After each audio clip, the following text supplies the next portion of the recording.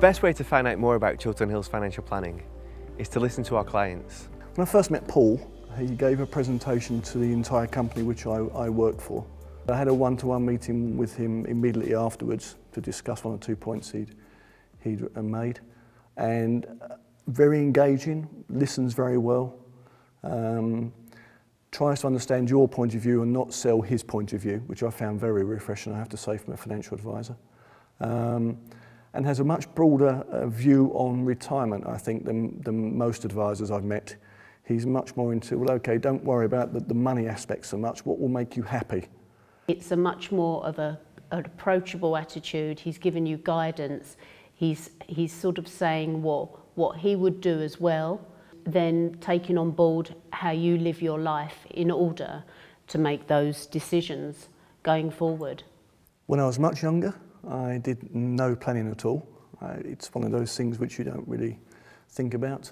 I'm now obviously approaching the age where I'm going to retire. I think actually I should have started my planning earlier. It's very important, I think, that planning for 60 plus should start 20s, 30s. Didn't do that.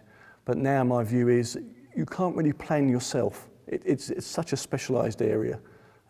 You have an idea of the amount of money you want when you're going to retire, or so you think. You have an idea of the lifestyle you think you're going to live and how much money that will be.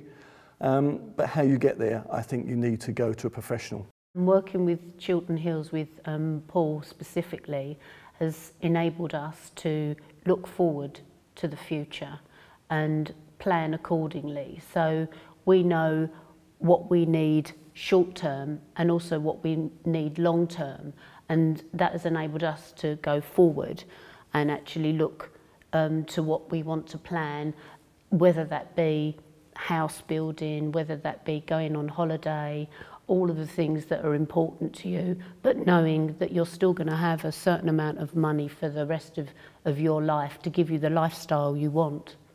If I could look back, and I was just starting work, I always remember my colleagues always said to me, retirement planning, retirement planning, retirement planning. I used to look at those guys who were ancient at that time, probably 40 years of age, and think, well, it may be relevant for you, but clearly it's not relevant for me.